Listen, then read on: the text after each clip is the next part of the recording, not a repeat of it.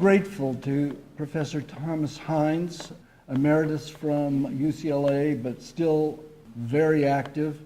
In the back are some of his many books, one of them on my father, Richard Neutra, another one on California modernism in general, and his most recent book on the 30-year career of Arthur Drexler in the architecture department of the Museum of Modern Art, which is really a history from 1950 through the mid-80s of architectural thought, really internationally.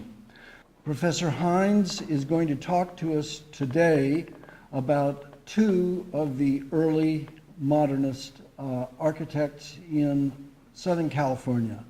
And without further ado, I'm going to let you hear from him. Tom, thank you so much. Thank you, Raymond.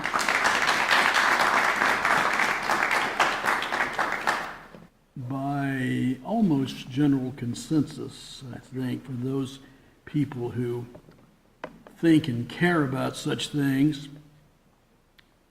Los Angeles and Southern California have been one of, I think, the half dozen or so most important places in the world in the development of modern architecture. It has been, in fact, a unique laboratory, really, of modernism, inspired by a kind of ballet of adventurous architects and sympathetic clients and builders, in a physical and psychological climate that has seemed over and over to encourage experimentation and innovation. Here, Julius Schulman's famous photograph of Pierre Koenig's Stahlhaus, case study number 22, 1960.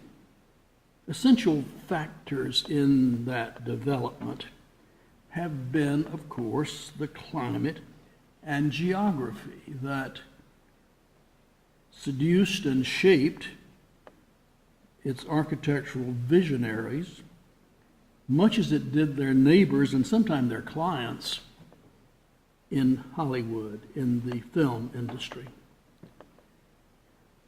Since that almost constant sunshine, in that sunshine, movies could be shot outdoors most days of the year, and in locations that included just about everything. Ocean beaches, snow-covered mountains, arid deserts and lush forests, as well as a bustling cityscape with a downtown urban fabric that was as dense as the famously sprawling suburbs were stretched out. Here, the Ocean Park Pier from the early 20th century, a great lost work of vernacular architecture. And all of those factors that made Hollywood possible also shaped the character of the region's modernist architecture, offering a variety of site possibilities, a relative liberation from demanding insulation requirements, a potential for flat roofs and terraces and walls of glass, all of which would lead to a creative dialogue of inside and outside living. Here another version of Schulman's interpretation of case study 22, this time with the architect Pierre Koenig himself surveying the scene. The building's front yard was Los Angeles itself. What time is this place? The planner Kevin Lynch asked, which is more demanding, time or place? When Richard Neutra designed his great Lovell Health House, 1927-29 here, and his influential Channel Heights public housing, 1942, which factor was more important in defining the character of those achievements that he was designing in the late 20s and early 40s, or that he was working in balmy Los Angeles? Another crucial distinction was that he designed the former, here the level interior stairway, for wealthy intellectuals, and the latter, the Channel Heights development, for low-income shipyard workers. I believe that all three, time, place, and client, were almost equally crucial in shaping the final product. In Southern California, from the early 20th century to the early 21st, we're dealing with the idea of and rationale for a modernist architecture within a regional context. A regionalism based not only on the natural elements of climate and geography, but on the historic factors of proximity to and interaction with Asian and Latin American cultures.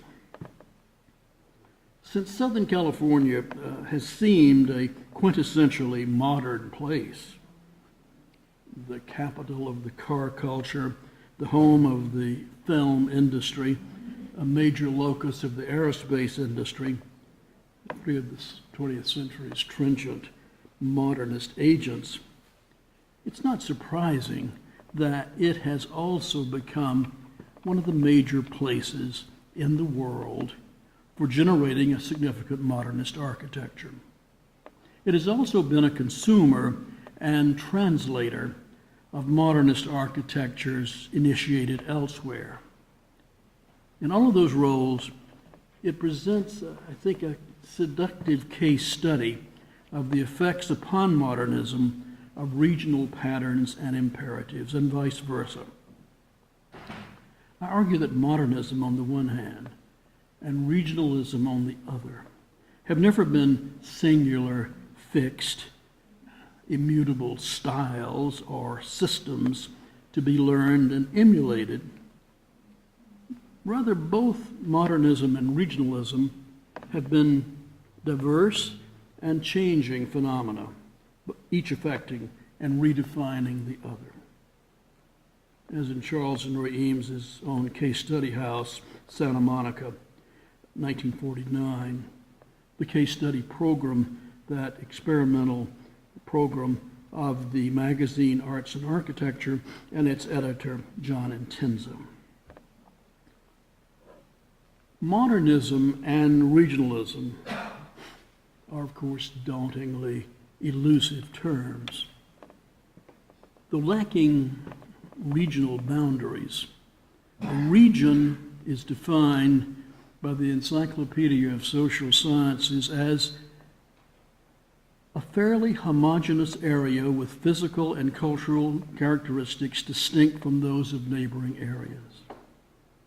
As part of a national domain, a region is sufficiently unified to have consciousness of its customs and ideals, and thus possesses a sense of identity distinct from the rest of the country.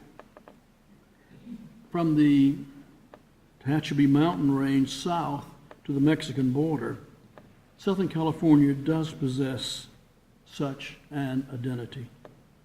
Though it includes Santa Barbara to the north, San Diego to the south, and Palm Springs and San Bernardino to the east, the region is, of course, dominated by Greater Los Angeles as its major urban node.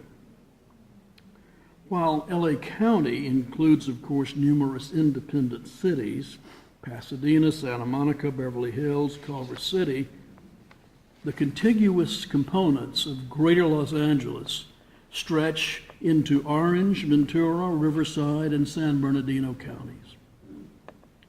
And since the boundaries of this vast region are so fluid and subjective, there's been a running debate, really, over its total population, the best estimate settling at the turn of the 21st century at somewhere around 20 million.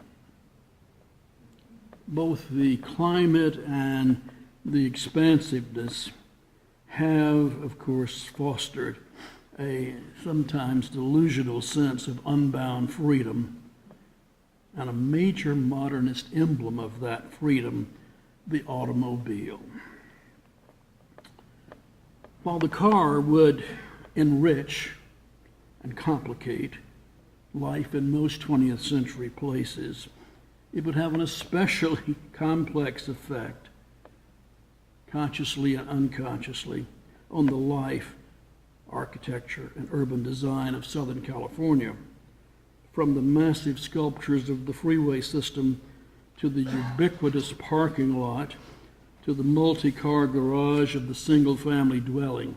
Here, the freeway depicted in ruin in this West Los Angeles Butler Avenue mural by the LA Fine Art Squad of 1971. Now, sadly, it's almost completely faded, so if you want to see it, get there fast. But the terms region and regionalism, if those terms pose problems of definition, the words modern and modernism are even more vexing. According to the Oxford English Dictionary, the word modern and its cognates evolved from the late Latin 6th century word modernus, roughly meaning just now, a definition closer to our own more recent word contemporary. But the concept of modern was not widely used for 1,000 years until the 16th century, when it became increasingly necessary to distinguish the period since the Renaissance from the ancient and medieval worlds. In addition to that large but relatively specific meaning, it continued from the 16th through the 19th centuries to convey a more floating identity with things characteristic of the present and recent times, new-fashioned, not antiquated or obsolete. But in the late 19th century, that floating term, modern, took on a harder specificity as the term for the new art of the new 20th century. If modernity then referred to a long span of time since the Renaissance, and modernization to the process of what Karl Marx called making all things new, then modernism, I think, perhaps to oversimplify, could be seen as the result, the product. Especially it would come to seem in the arts and architecture. Though he was chiefly referring to painting and sculpture, and we can debate how much it applies to architecture, the French writer André Malraux insisted that, quote, the distinguishing feature of modern art is that it almost never tells a story. Modern art, he believed, is rather the annexation of forms by means of an inner pattern or schema, which may or may not take the shape of objects, but of which in any case figures and objects are no more than the expression. As here in Marcel Duchamp's 1912 painting, Nude Descending a Staircase, which once hung over the staircase in the Los Angeles home of Walter and Louise Arnsberg. Pauline Schindler liked to recall the thrill, she said, of going up the Arnsberg stairway and meeting the nude coming down. The effects of an even earlier new art, of Van Gogh and Gauguin, Matisse, Picasso, that reverberated from the 1910 post-impressionist show in London, famously moved the novelist Virginia Woolf to make the blunt assertion that in or around December 1910, human character changed radically. But unlike such modern painters and such modernist writers as Woolf, Pound, Eliot, Joyce, and Faulkner, who borrowed eclectically from all of civilization, early modernism in the architecture of such figures as Irving Gill, moved in a relatively more determined line toward purer statements of an architectural cleansing that would affect, it was hoped, a forgetting of things past. Here, Gill's Dodge House, Los Angeles, 1914 to 16.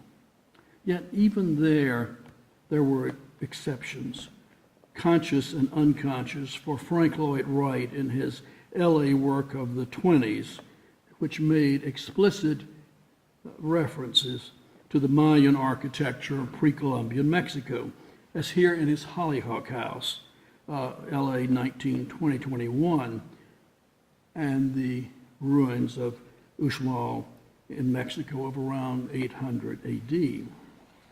Neutra made similar references to Hispanic precedents as a motivating model and metaphor. Here, his Strathmore Apartments, Westwood, 1937, which looked back to Gill's Horatio Westcourt, 1919, and even then farther back to Hispanic Los Angeles in the mid-19th century. This is an actual drawing of the Los Angeles Pueblo around 1850. In 1894, when the Viennese pioneer Otto Wagner entitled a treatise, Moderne Architektur, the term was not yet in common usage. Here, his Postal Savings Bank, Vienna, 1905, one of Neutra's favorite hometown buildings. In 1932, when New York's recently founded Museum of Modern Art staged its Modern Architecture show, which canonized the term international style, the term modern seemed unquestioned. Here, Willett Morgan's photograph of the Lovell living room and stairway, which was part of that show. But by 1966, when the same museum, MoMA, published Robert Venturi's critique of modernism, complexity and contradiction in architecture, architectural modernism, the term and the movement, were beginning to experience vexing identity problems. Modernism in architecture, as in the other arts, was never just one thing.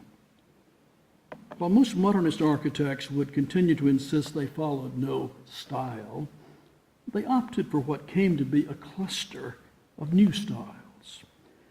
From the elegantly cool austerity of rationalism, as here, to the hot plasticity of expressionism, the latter including Frank Lloyd Wright's Freeman House, 1923, and Lloyd Wright's Navarro House, Los Angeles, 1927, of which more later.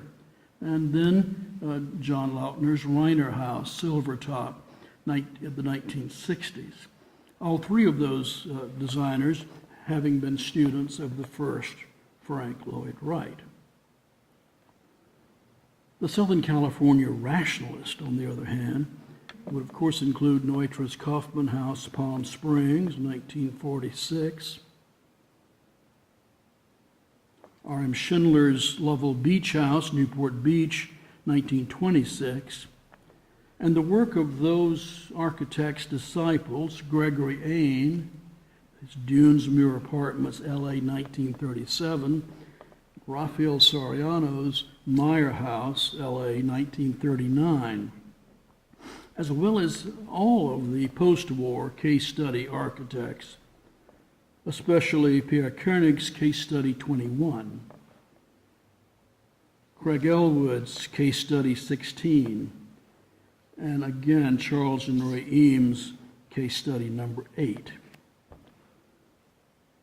as well as Welton Beckett and Walter Werdeman's Prudential Building, L.A., 1947, and Luckman and Pereira's CBS Television City, 1953. But of whatever persuasion expressionist, or rationalist. All modernist architects, including the First Right, disavowed mimetic historicism, and most of them were committed to the principle of structural explicitness. For despite their differing approaches, most avant-garde California architects were willing throughout mid-century to accept the label modernist. As such, they all espoused an architecture of authenticity as opposed to an architecture of imitation, neo-Tudor, neo-Baroque, neo-Spanish, colonial even, a culture of imitation versus their own modernist culture of authenticity.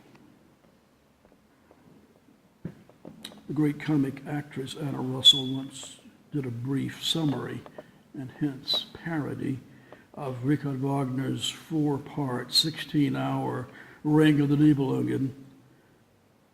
I wish she were here now to help me sum up the history of Southern California modernism. Actually, I don't often compare my work to Wagner's, but here it seems to fit. But Miss Russell is not here, and because I cannot hope to cover even the major masters and movements in this talk, I will speak briefly about two figures, both of whom I think are still underappreciated: the rationalist Raphael Soriano and the expressionist Lloyd Wright. Here Soriano's Lippitt's House, 1936, Los Angeles. Soriano always thought it was interesting that Americans who have this love affair with progress and with new things have not adopted it for their houses. He marveled that however much they championed the most scientifically advanced experiments in airplanes, automobiles, industrial machinery, and home appliances, they continued in their houses to revere mimetically revivalist architectural styles. Despite, or maybe because of his birth in an early life in a deeply traditional society, Soriano, without exception, rejected historicist modes. He was born in 1904 to parents of Spanish and Austrian Jewish lineage, whose ancestors had migrated to the Greek island of Rhodes. In 1924, due to a lack of opportunities on that isolated island, Raphael immigrated to Los Angeles to live with 3 of his mother's sisters who had settled there earlier.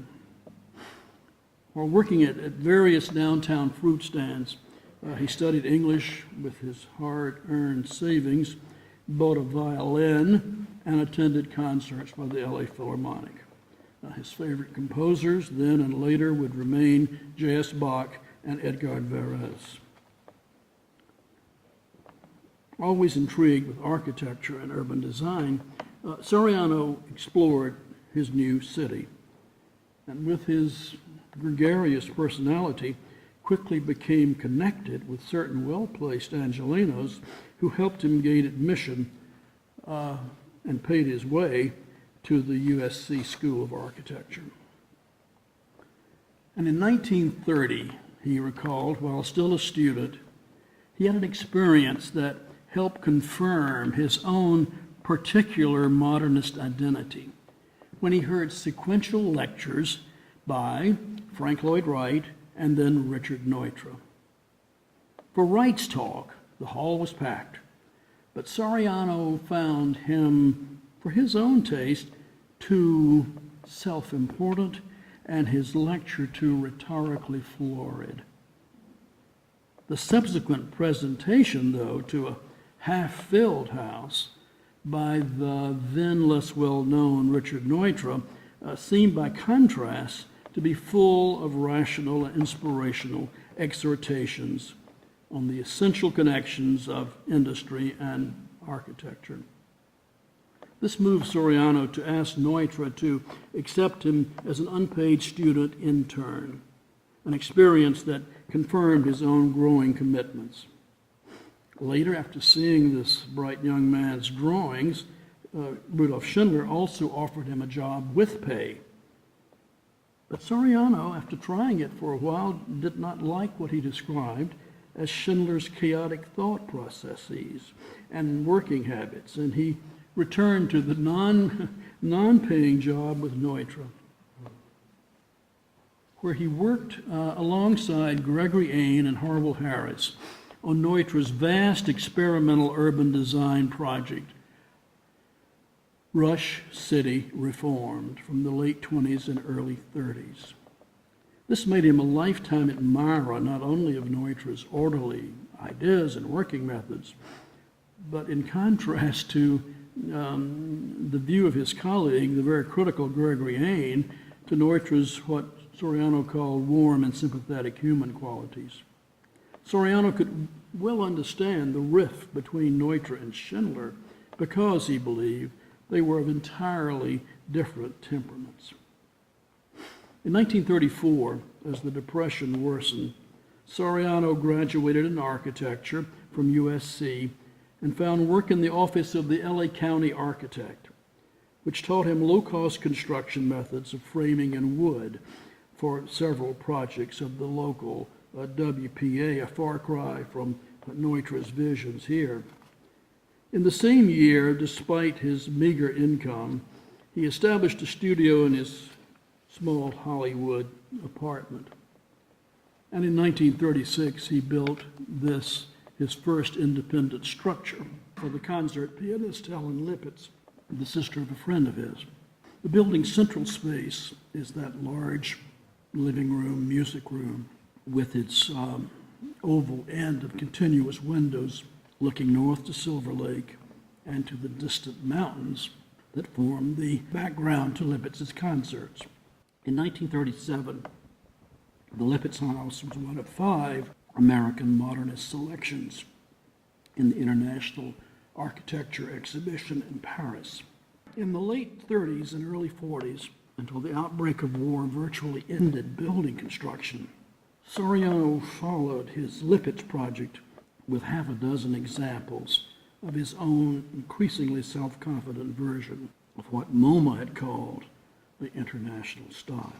Buildings which in plan and fenestration and detailing reflected unabashedly his continuing debts to Neutra, but which voiced Soriano's even more fanatical commitment to modular, minimalist, replicable, perfectly detailed examples of machine aesthetics. And he was fortunate to find clients who were also attracted to such austerity, as in several 2-story flat-roofed white stucco houses. The asymmetrical massing here of the Ross House in Hollywood includes the placement of the 2-car garage flush with the street near the left side of the lot, a level below the main floor, which stretches virtually to both property lines. As a visual balance to the garage on the left, a second-floor bedroom suite is perched above the right side of the main level and opens to a roof deck facing west. The Gogol House of 1939 in the Los Feliz district of LA repeats those same attributes, but differs in the client's request that almost all living, dining, and sleeping areas be placed mainly on one level. With the building's front and back facing 2 different streets on a steeply sloping lot, a 3rd-floor study is again the single element above the main living level, and again provides counterpoint to the large open roof deck. Soriano's architectural radicalism appealed to the Gogols, who were equally committed to leftist politics. But this occasionally pitted him against zoning boards, including agencies and neighborhood prejudices. In 1938, with financing approved and construction underway on this building, Soriano recalled that all of a sudden I got a petition from the neighborhood asking me to stop construction. And then the lending agency mysteriously sent a notice that they were, quote, going to withdraw the loan because the design did not, quote, conform to the traditional buildings around it. I guess they mean this and this. Determined not to give in to what he saw as reactionary nostalgia, Soriano then went from door to door, pleading with everyone. When it dawned on him that the major complaint involved the flat roof, his rejoinder was to ask them to think of them as decks where people could enjoy the out-of-doors. But since every conversation returned to the flat roof, Soriano proposed a canny solution. On top of Dr. Gogol's flat-roof third-floor study, he agreed to place a pitched roof, which instantly calmed the opposition. So immediately, Soriano recalled, I sent for a carpenter and I said, the roof is finished anyway. Put up 2x2s and tack the shingles, just one tack. Let the wind blow the damn things off, and after we finish, and we get the loan. And they moved in and we did that. An equally emphatic modernist building of the 1930s was Soriano's 3-story Polito house in Beverly Hills. And then in 1939, as counterpoint to those crisply simple houses, Soriano produced in his first major public building, the Latz Memorial Jewish Community Center in East Los Angeles, a 2-story structure of 5,000 square feet, containing an auditorium, meeting rooms, and play and administrative spaces. Built on a steel frame with large areas of glass, this flat-roofed stucco structure was an enlarged version of his houses, but it went beyond them in its clear expression of the ethic and aesthetic of industrial assemblage. Commissioned as a recreational refuge for the children of mostly poor, working class, largely Jewish immigrants, the building, according to California Arts and Architecture, quote, has an air of largeness and freedom designed to make the children feel that it belongs to them. And though it was a triumph in the history of modernist Los Angeles, this structurally sound building was mindlessly and needlessly demolished in 2008. The center, though, not only enhanced Soriano's reputation, it changed after almost ending his life, when one afternoon in November 1938, following a site inspection, he called back to the contractor with a typically Soriano admonition: get those rivets absolutely plumb. But as he turned in the street to leave the site, he was struck and pinned against a wall by a runaway car. A hip, both of his legs, and his nose and jaw were broken, sending him to the hospital to lie in traction for 6 months of surgery and rehabilitation. He could later joke that he had been hit while absent-mindedly admiring his own building, but he was fortunate not to have been killed. During his hospital ordeal, Neutra was the only architect to visit him with regularity, a fact that amazed Soriano in view of the older designer's always pressing schedule. Neutra encouraged him to resume work from his hospital bed, approving details of the soon-to-be finished community center and designing several houses for patients who had been willing to wait. These included a 1940 house and studio for the sculptor Glenn Lookins near USC, Lookins later becoming a professor there, the back garden, the living room, and the Kempson Nixon House in Long Beach, 1940, a smaller version of the Ross and Gogol houses with its single, asymmetrically placed upstairs bedroom study opening onto that flat roof deck. A small minimalist entrance porch and overhang at the extreme corner of the front are the only projections in that utterly plain surface of stucco and glass. Lines of banded windows upstairs and down, bring in light on the upper floors, views of the ocean as well. It epitomized Soriano's penchant for replicable, orthogonal, crisply simple design, and confirmed his admiration, like Neutra's before him, of the starkly handsome buildings of an older architecture, older LA architecture, again, the mid-century, 19th century drawing of the Los Angeles Plaza. A departure from those all-white, silver-trimmed stucco houses was Soriano's wooden Strauss house, LA 1941. Planned in a roughly U-shaped circle, it wraps around a small court of bamboo trees, which is shielded from the nearby street by opaquely glazed walls that bring in light while ensuring privacy. Bedrooms along the protected side face an enclosed lawn and patio.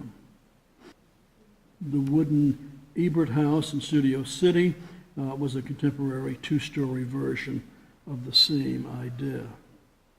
But since the primary ethic and aesthetic of Soriano's practice had now come to embrace primarily steel and its cognates, his office reinterpreted the whole idea of prefabrication, but came to a halt during World War II, and he felt fortunate that without much business, USC invited him to become a part-time lecturer. He spent the war years studying and experimenting with the theory and pragmatics of steel construction. And with his frugal nature, he managed to survive by doing small additions and renovations. During the late 40s and early 50s, Soriano transferred the lessons of his Latz Jewish Center to a residential architecture of steel and glass in his laconic Katz, Curtis, and Schulman houses. The slow-slung Katz house was commissioned and designed in 1942, but was not built until after the ending of the war. The small 16 by 60 foot building was Soriano's first steel-framed house. Plaster, plywood, cork, and large amounts of glass make up the non-load-bearing walls.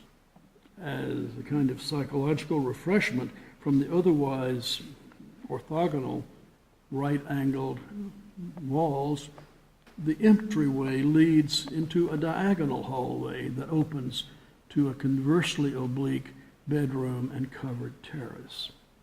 In 1949, despite a rather bad client relationship, the Katz House won an honor award from the AIA.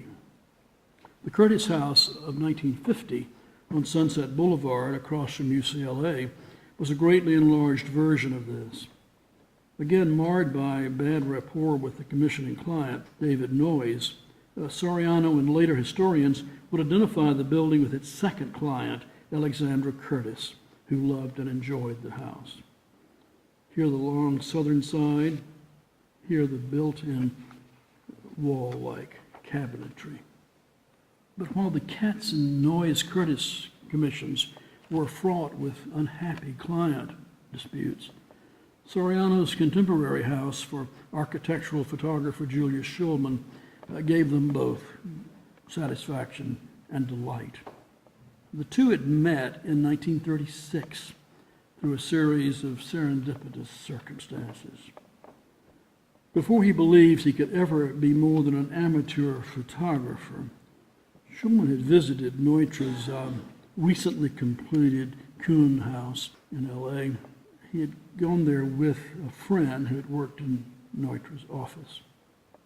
There he made several snapshots of the house, which the friend then showed to Neutra, who saw promise in this young photographer and asked to meet him. Schulman would always remember the date of March 5th, 1936, when he first met Neutra at another construction site, and the two began their lifelong relationship. Schulman making many, if not most, of Neutra's and photographs of Neutra's buildings. Then after that momentous meeting, Neutra took Schulman to the nearby construction site of Soriano's Lippitt's house, where the second fateful meeting of the day took place. Schulman would subsequently photograph almost all of Soriano's buildings, and the two became close friends. And in the late 1940s, when Schulman and his wife Emma acquired a tract of land in the Hollywood Hills, they chose Soriano as their architect over the more famous, but they thought difficult, Neutra.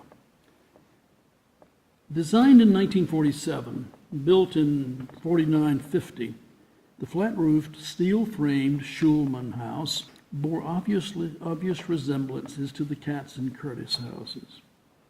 But since the Schulmans wanted walls chiefly of stucco and plaster, this called for wooden infill as a base for those treatments, as opposed to the prefabricated panels, which Soriano would have preferred. Instead of the doors opening directly to the outside, the clients asked for a pair of screened porches as transitional areas connecting the living, dining, and bedrooms with the garden. The extension of architectural space outward through screened porches, Schulman later observed, creates a feeling of enclosure that psychologically as well as visually conveys comfort and protection.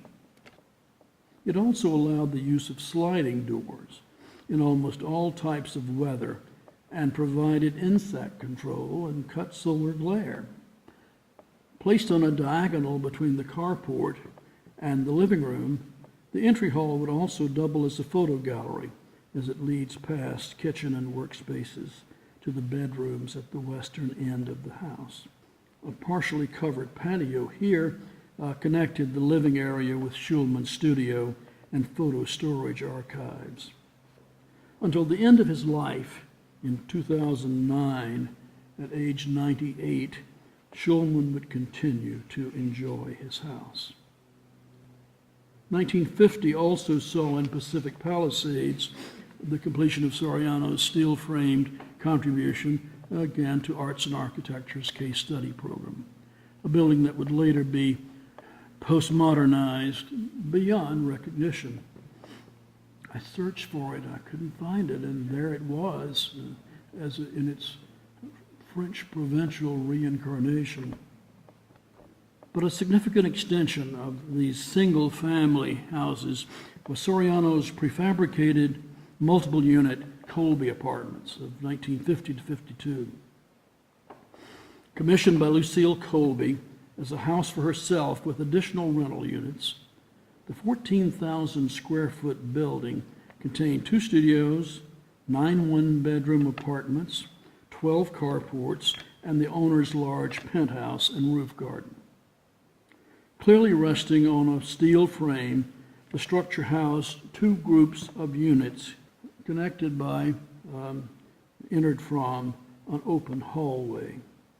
Each apartment opened either to a small garden or to the out of doors.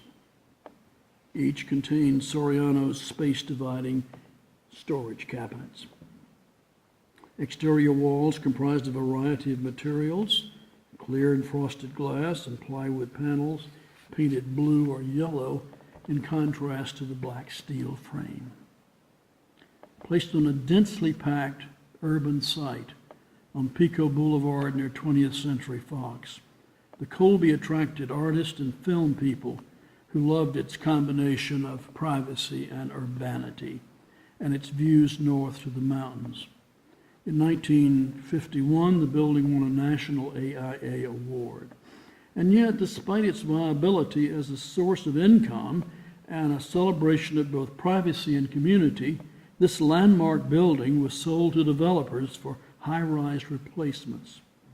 Following an intense LA preservation campaign, its destruction in 1988 was another blow to Los Angeles modernism, as well as to the spirit of civilized communal living. While his post-war Colby apartments and the pre-war Jewish Community Center were significant departures from his major genre of single-family dwellings. Soriano's practice saw another mutation in the 40s, 50s, and 60s in a progression of small to large commercial structures.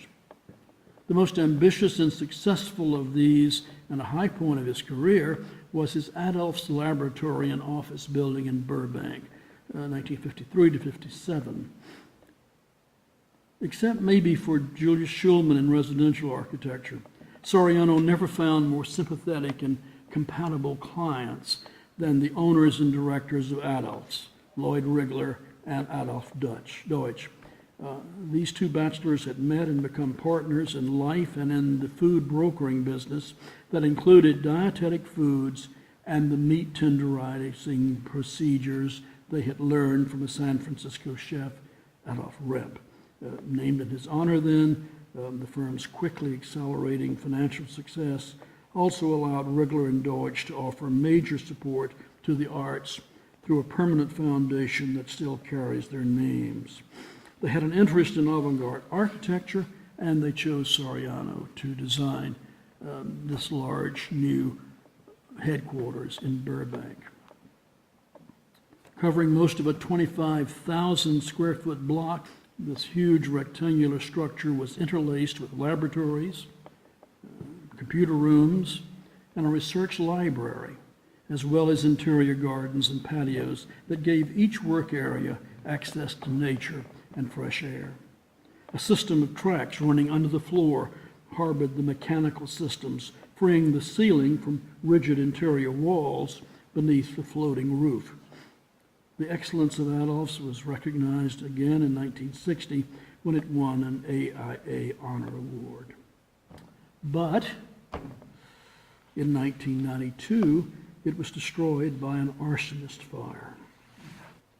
In 1953, for a variety of reasons, Soriano decided to leave LA and move to the Bay Area, where he would live for nearly 3 decades. After the ending of a brief mid-century marriage, he moved his office and his dwelling to a houseboat in Tiburon, where he lived for another quarter century, conducting his technical research while working steadily on his dwindling number of commissions, the most significant of which included largely prefabricated steel houses in Marin County, a model steel house in Palo Alto for the developer Joseph Eichler, prototype stores for that ubiquitous feature of our landscape, the 7-Eleven convenience store, which never got built, and this Grossman house, all aluminum Grossman house, 1964, back in Studio City. New and remodeled houses, house designs for Hollywood film directors Billy Wilder and Fritz Lang, were for various reasons never built.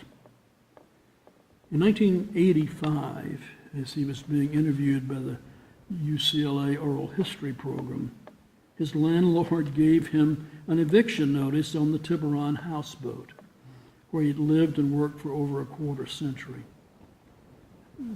While obviously pleased to be telling his life story, he confided to his interviewer that he was actually deeply depressed over what he called the failure of his career. "I'm wasted," he told her, "my talents are wasted."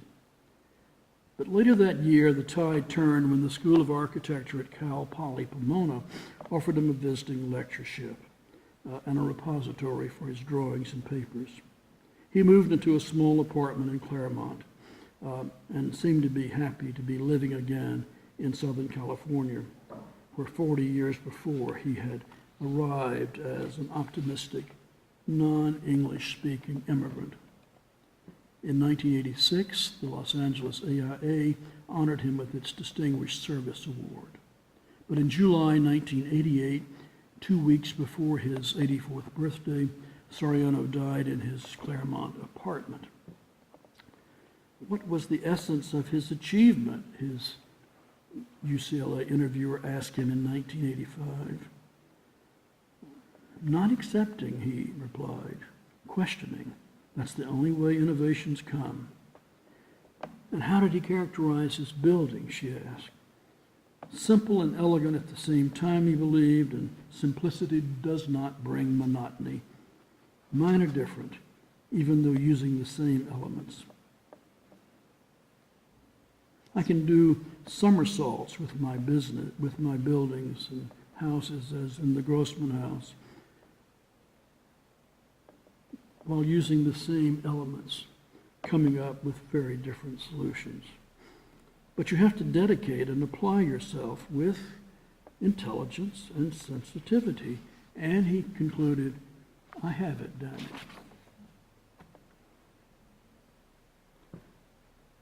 If the work of Soriano exemplifies one part of the rationalist stream of Southern California modernism, Lloyd Wright's can serve as the other expressionist side of things. I always call Lloyd to distinguish him from his super famous father. Frank Lloyd Wright Jr. was born in 1890 in the Chicago suburb of Oak Park. There he apprenticed in his father's studio as the senior Wright's prairie style was evolving into one of the new century's most significant expressions, as here in the Willits House, Highland Park, 1902. Lloyd then spent 2 years at his father's alma mater, the University of Wisconsin in Madison, majoring in engineering and agronomy.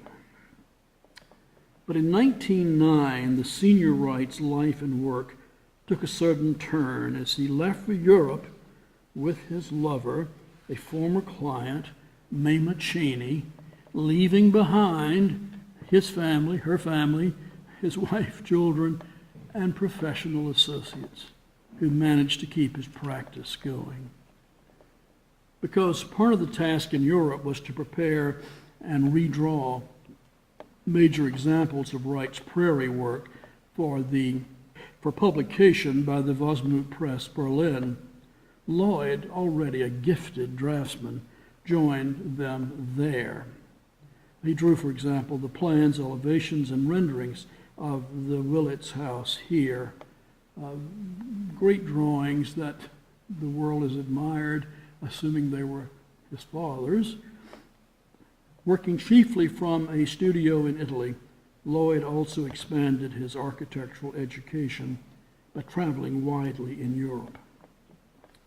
In 1911, he returned to America to work first with the Olmsted brothers on the landscaping of San Diego's Pan-Pacific exhibition to open in 1915, and then with Irving Gill in San Diego and Los Angeles, where, among other important projects, he did the working drawings, Lloyd, for Gill's Dodge House. In 1970, Gill's centennial year, the Dodge House was, of course, demolished for a real estate development sold by its owner, the Los Angeles Unified School District, to whom the house had been bequeathed for use as a special school. At about the same time, Lloyd's working drawings of this building were also destroyed, along with Gill's, by a relative of Gill's widow. After the Dodge project, Lloyd opened his own office in Los Angeles, but to make ends meet, he also worked for an art director at Paramount. And needing money, more money, at a building at a park near the site of the La Brea tar pits, near LACMA, on a then primitive stretch of Wilshire Boulevard, he created an instant and now familiar Los Angeles landmark, those sculpted simulacra of the prehistoric animals that supposedly once inhabited the site. Lloyd was now admitting to an ambivalent attraction to Southern California, which now in the early 20s was riding a fabulous boom. In those same years, he would begin to build significant works of his own, but he would also devote much of his energy to collaborating on various projects with his father. The most important of these was, obviously, the Hollyhock House on Olive Hill in Hollywood for the arts patron Aline Barnstall, which would have a great impact on the subsequent careers of both father and son. Lloyd supervised the grading of the site, the laying of foundations, and the planning of the grounds. Both Wrights were conscious of, as we have already seen, of the building's allusions to the pre-Columbian architecture of Yucatan, as well as to the more recent designs of the Viennese Wagnerschule, the school of Otto Wagner, as here in his student Joseph Olbricht's Secession Building, Vienna, 1898. They were probably less conscious then of their debts to the picture palaces, movie star dwellings, and the film sets that surrounded them there in Hollywood, the most famous of which was the great Babylonian set from Griffith's film Intolerance, 1916, which remained standing through the teens as an impressively crumbling ruin on Sunset Boulevard, a few blocks east of Olive Hill. After Hollyhock House's completion, Lloyd collaborated with his father on the unbuilt Doheny Ranch project for Beverly Hills, north of Sunset, 1923, with some of the most evocative drawings of their lives, as well as the later, no less exotic, Mayan-inspired Millard, Stora, Freeman, and Ennis houses. Reifications on a greatly reduced scale of the unrealized Doheny vision. Here, the Stora house, where Lloyd worked closely with the senior Wright on the development of the concrete block technology, having more of a role in this than he has ever been given credit. At the same time, Lloyd's own work included several prophetic buildings that predicted his great achievements of the later 20s. The small 1923 Taggart House in the Hollywood Hills near Griffith Park, whose off-white stucco was accented with clusters of layered redwood planks. And just over the hill in the mid-1920s, he would design several versions of the Hollywood Bowl.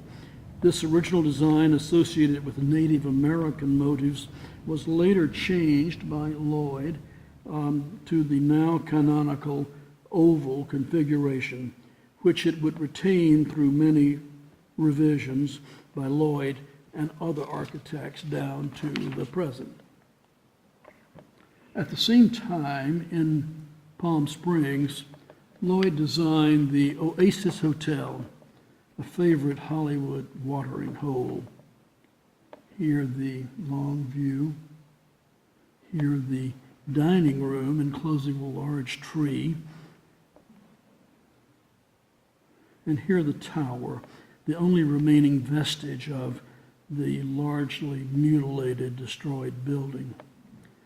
Again, in a region that, like most regions, including this one, which has suffered serious losses, this has to be one of the saddest.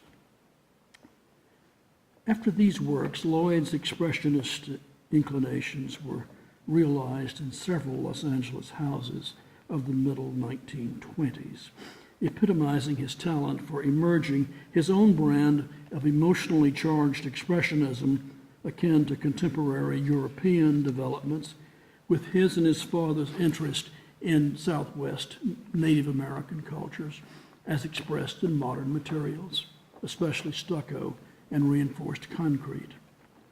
The qualities that marked these expressionist commitments stressed canted wall surfaces, oblique spatial volumes, and zigzag chevron-shaped details. Precursors, actually, of the popular side of Expressionist design that would later come to be called Art Deco after the 1925 Paris exhibition of industrial and decorative art, Art Decoratif, Art Deco. And in 1926, in the Los Feliz district, near his Taggart house and his father's Ennis house, Lloyd fused those elements into a dramatic studio residence for interior designer Jack Sowden. The great night photographs by Alan Weintraub. A single rectangle with 4 connected wings combines privacy, security, and openness as the virtually blank outside walls open to an interior space, this interior court, which served as an open-air theater for the screening of movies and the presentation of plays and music. Here is my UCLA seminar on a field trip at night. The short south and north wings house living room and studio. Dining room, kitchen, and other service spaces share the west wing, while bedrooms occupy the east wing. Sowden worked with the architect in designing the bizarre but appealing furniture.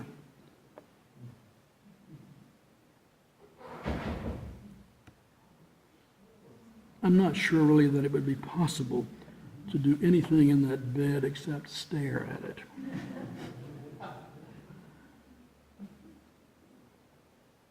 Wright's nearby Navarro house was first commissioned by Louis Samuel, the business manager for the actor Ramon Navarro.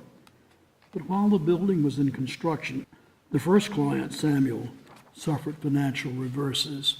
The wealthy Navarro came to his rescue by taking over payments and ownership of the building by an architect he had long admired. Here's an early view soon after completion. The star of numerous popular films, including the title role in Ben-Hur, Navarro resisted the studio's tendency to anglicize or reduce to racial stereotype its non-white actors. Moreover, as a relatively out gay man, he also resisted the pressures of the studio system to keep him in the closet, as it would later do with so many others. Since he acquired the house under construction, there was still time for Navarro and Lloyd Wright to make various design changes, especially with interiors and with the exotic landscaping, for which Wright designed complexly layered pergolas that extended from the building out into the garden. A critic for California Arts and Architecture was especially impressed with Wright's and Navarro's, quote, unusual decor in the dining room.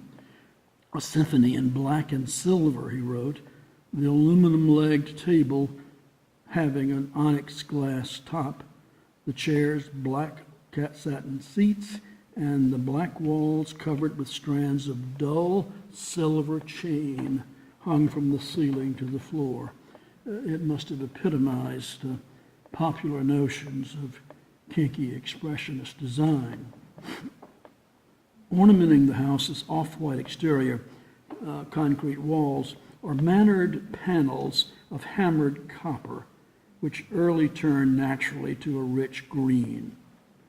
In that tall central 4-story axis of the house, this ornament kind of gushes and then trickles from the top downward like an attenuated waterfall. Less exotic than all of those, the house and studio on Doheny in West Hollywood that Lloyd built for himself, 26 to 28, is one of, I think, his finest designs.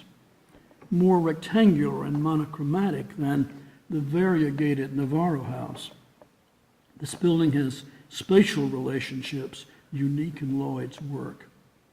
He placed the main outside entry to the right of that wall-enclosed patio, so-called hearth room, leading into a hallway that turns back to that patio, and beyond that to studio drafting rooms. Hallway stairs lead up to the family quarters and sitting room and bedrooms opening to decks and balconies. Here, that half-covered, half-open hearth room. Though not of concrete block, obviously, Lloyd's Yucca Vine Market, Hollywood, 1928, with its canted surfaces, folding glass door walls, and chevron tower ornament, conveyed to the commercial strip the feeling of his expressionist houses, while it predicted forms that would be more fully developed in the post-war years. Commissioned by the silent film star Raymond Griffith, this market comprised a group of stores treated as a unit and oriented to the drive-in traffic. Its folding glass door walls and widely cantilevered roofs made it possible to expand its services, its goods, its produce out onto the parking lot. Taken as a cluster, Lloyd's expressionist buildings of the 20s comprised, I think, his strongest achievement. But in the early 1930s, he moved beyond this single-family dwelling and the larger Hollywood bowl to the grander scale of a plan for a Los Angeles Civic Center. In entering this competition, he championed the idea of, quote, the present and future development of this to be the greatest of all cities. His plan took the form of a mass megastructure of great height and breadth, anchored on downtown Bunker Hill to stretch almost from Goodhue's Public Library at 5th and Grand to Sunset Boulevard on the north, the area where the Los Angeles Music Center is now. Lloyd's underground nexus of transportation nodes from rail to automotive clusters leading to futuristic freeways would connect by elevators with the complex of helipads, or as he called them, airports, atop the various towers. With shops on the street fronts and offices high above, the center of the building featured stepped, bilaterally symmetrical wings, dominated by huge towers in Lloyd's expressionist style. Yet Lloyd lost out to LA's allied architects, whose resulting plan was far less progressive and memorable. A sad lost opportunity. The failure to gain this commission was symptomatic of Lloyd's declining fortunes during the Depression.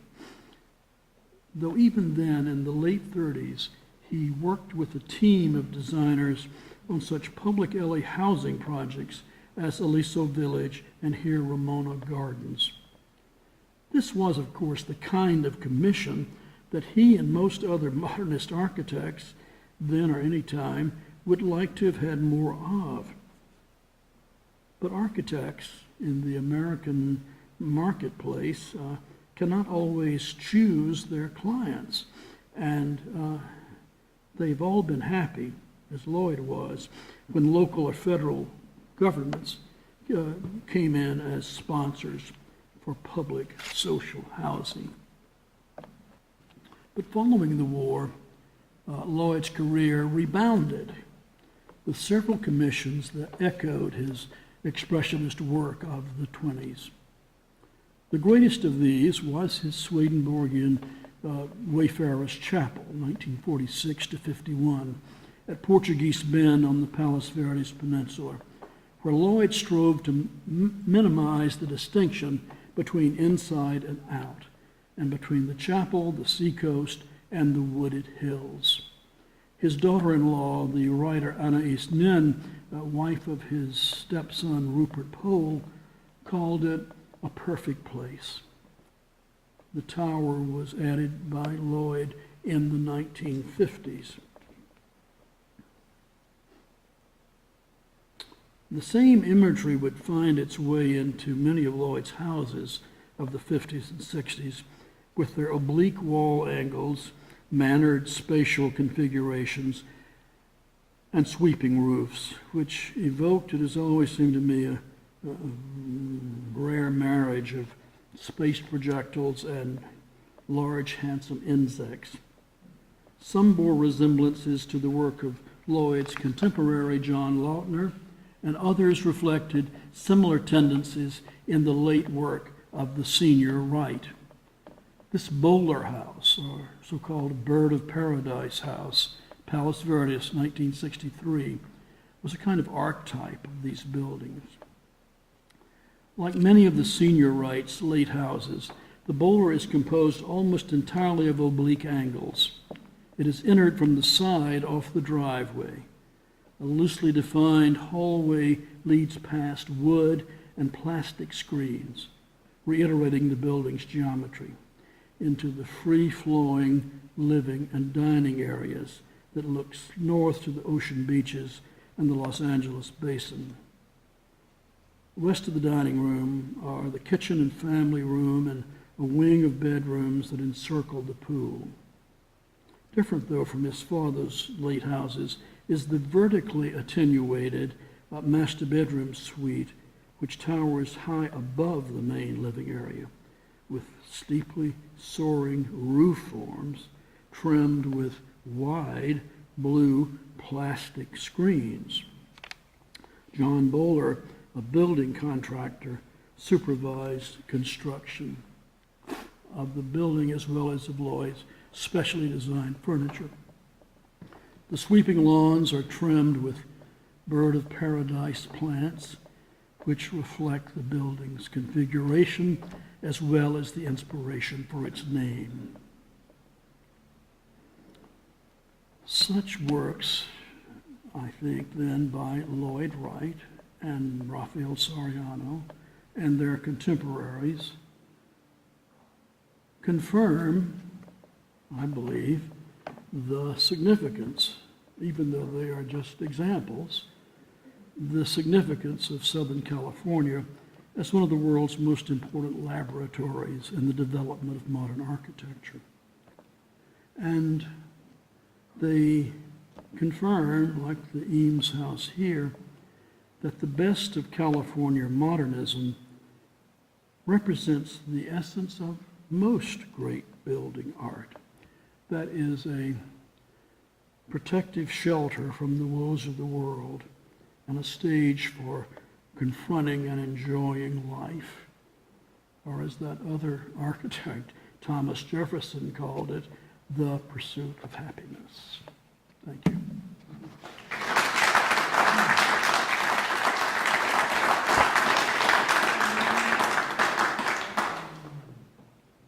Thank you. Do you have any comments or questions, criticisms, arguments?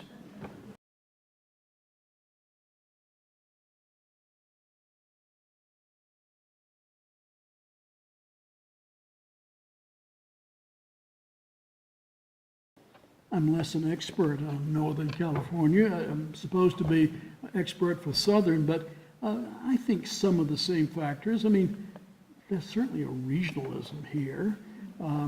The so-called Redwood School, the Bay Area School of William Worcester, Gardner Daly, and so on, has been an important focus and model. And I think it has, you can answer this better than I can, I think it has continued to be a model for architects in this region too. There was a conference at MoMA, in the 1950s called, "What is the State of Modern Architecture?" And there was a large contingent saying that the best of American architecture right now is William Worcester and the Bay Area School, the great Redwood School. Marcel Breuer, who was not of that school, kept hearing Redwood, Redwood, Redwood.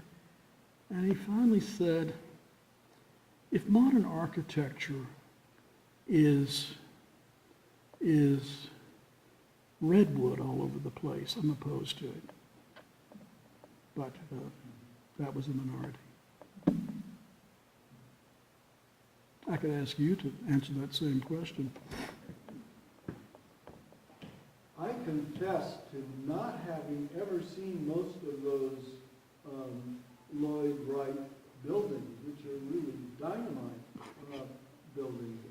In some ways, Come much down and more I'll take you radical. around. Yeah. Was it just that in the Neutra family we didn't look at that? Probably. How widely were these published at the time? They were published widely, and they are much revered now. And although I had to report some very sad stories, success stories in preservation not, a number have survived and are very much there. The ones I showed, the Navarro House, the Souden House, and Lloyd's own house are very much there and are greatly admired.